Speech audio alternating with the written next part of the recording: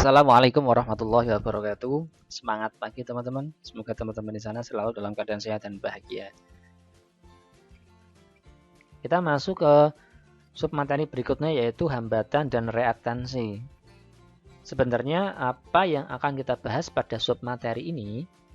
Nah, kita akan membahas yang namanya resistor, kemudian induktor, kapasitor saat dialiri arus listrik bolak-balik. Saat resistor dialiri arus listrik bolak-balik, ya tetap dia akan jadi hambatan ya, baik dia arus searah maupun bolak-balik. Ketika resistor dipasang di suatu rangkaian, ya dia akan jadi hambatan. Kalau induktor dipasang di listrik bolak-balik juga jadi hambatan. Sama dengan kapasitor juga. Nah, kita akan bahas nanti lebih lanjut. Terus bagaimana perbedaan ketiga komponen itu? Kita mulai dari resistor nih. Jadi kita akan bahas skemanya rangkaiannya, kemudian grafik ya, dan diagram fasor. Ada 3 hal yang akan kita bahas. Yang pertama kita bahas skema rangkaiannya dulu. Jadi resistor kan seperti ini nih ya, dirangkaikan dengan dihubungkan dengan sumber tegangan bolak-balik ini. Nah, kita simbolnya seperti ini. Itu berarti listrik bolak-balik ya atau AC nih. Nah, ketika dialiri dihubungkan dengan tegangan ini, kan berarti di R ini akan ada yang namanya tegangan pada resistor ya, atau kita sebut dengan VR. Ada VR dan juga ada I yang mengalir atau IR di sini. Nah, kita sekarang akan melihat bagaimana hubungan antara IR atau I pada resistor ini dan VR. Kita akan melihat pada grafik seperti ini. Nah, VR dan IR di sini terlihat I itu yang hitam ini ya, V yang biru.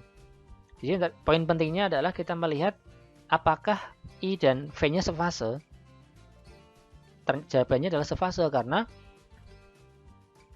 di sini dilihat nilai maksimumnya. Jadi mencapai I maksimum dan mencapai V maksimum pada sudut fase yang sama, pada pi per 2 ya, atau 90 derajat. Nah, pada fase inilah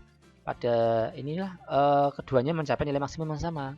Dapat kita katakan antara I dan V pada resistor ini ya, itu adalah satu fase. Kita juga bisa melihat dari diagram fasornya seperti ini.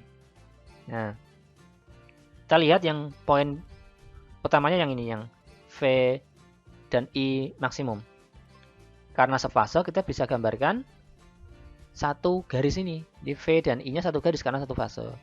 Kalau kita mencari nilai sesaatnya ya, misalkan di sini VR ya, kita tinggal proyeksikan saja di sini.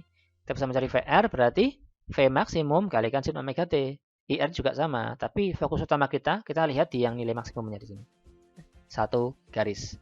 Itulah pembahasan pada resistor yang dirangkaikan pada listrik bolak-balik. Seperti inilah pembahasannya.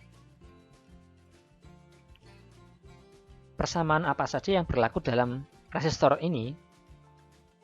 Nah, kita bisa menggunakan hukum Ohm, di mana untuk mencari tegangan berarti kan I kalikan R. Kalau mau mencari tegangan maksimum ya tinggal diganti Vm Im kali R. Kalau efektif berarti V efektif sama dengan I efektif dikalikan R-nya. Kita lanjut ke pembahasan yang kedua, yaitu bahas induktor. Seperti apa pembahasannya? Kita juga lihat dari 3 gambar ya. Yang pertama skema, kemudian grafik, dan diagram fasornya. Dari skema rangkaiannya dulu. Inilah ketika induktor ya, kita simbolkan induktor itu L. Satuan induktor itu H Henry ya. Inilah gambar induktor.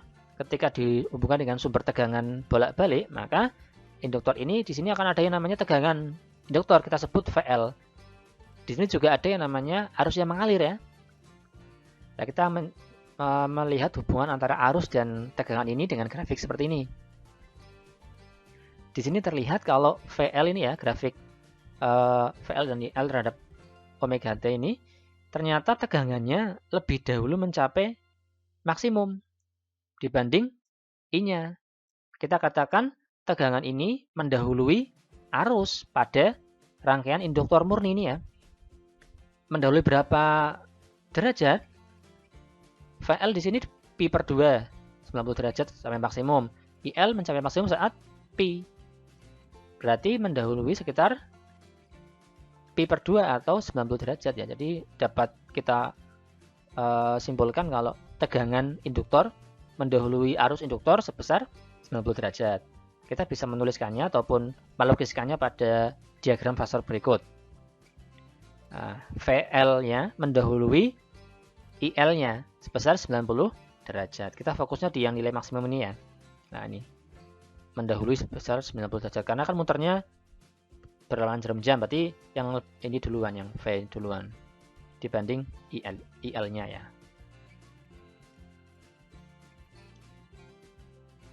Bagaimana menghitung nilai hambatan induktor dalam rangkaian? Ingat bahwa ketika induktor dipasang di listrik bolak-balik, maka induktor tersebut akan menjadi hambatan. Nama hambatan itu disebut dengan reaktansi induktif, simbolnya XL. Kita dapat menentukan besarnya XL itu dengan persamaan ini nih. XL sama dengan omega kalikan L. XL hambatan satuannya itu ohm, omega satuannya radian per sekon. Kemudian L ini adalah induktor satuannya Henry gitu ya. Nanti kalau SL satuannya adalah ohm, itu yang poin pentingnya. Persamaan apa saja yang berlaku dalam rangkaian induktor ini?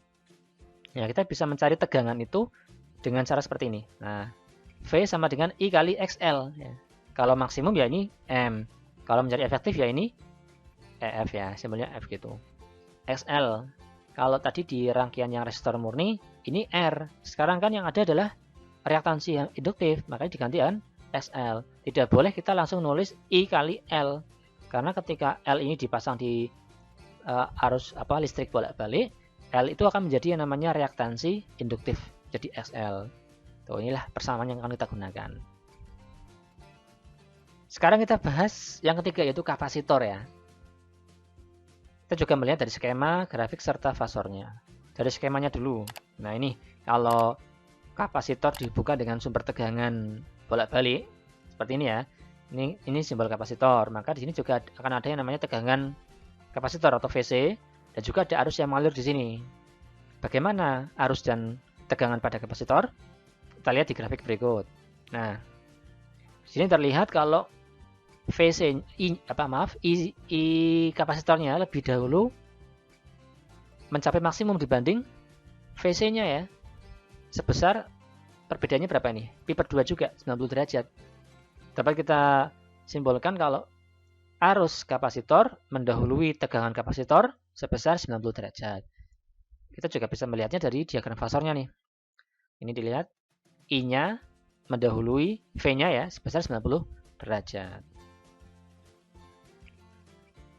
Bagaimana menentukan nilai hambatan kapasitor dalam rangkaian? Kapasitor saat dipasang di listrik bolak-balik juga menjadi hambatan. Namanya adalah reaktansi kapasitif. Kita bisa mencari besarnya reaktansi kapasitif dengan cara ini nih. Xc sama dengan 1 per omega C. Xc sendiri satuannya ohm. Kalau reaktansi pokoknya satuannya ohm. 1 per omega radian per sekon satuannya ya. C itu adalah kapasitor. Berarti satuannya farad ya. Farad atau F besar. Nah, kita juga bisa menentukan tegangan pada kapasitor itu dengan persamaan ini. V sama dengan I kali Xc. Kalau maksimum ya tambah simbol M ya. Kalau efektif ya seperti ini efektif. Xc-nya di sini dapat dicari dari sini ya. Kita tidak boleh langsung mengalihkan I dengan C, karena C saat dipasang di listrik bolak-balik berubah menjadi reaktansi kapasitif atau Xc. Dalam listrik bolak-balik itu dikenal dengan istilah impedansi. Apa sih sebenarnya impedansi itu? Impedansi simbolnya Z ya, satuannya ohm, adalah besaran gabungan antara resistansi dan reaktansi. Jadi kalau di dalam rangkaian ada lebih dari satu reaktansi ataupun ada resistansi juga, itu gabungannya adalah namanya impedansi. Jika rangkaiannya hanya ada resistor saja, maka ya impedansinya adalah R ini. Kalau hanya ada induktor saja, maka impedansinya adalah XL. Kalau ada rangkaian ada kapasitor saja, berarti impedansinya adalah Xc.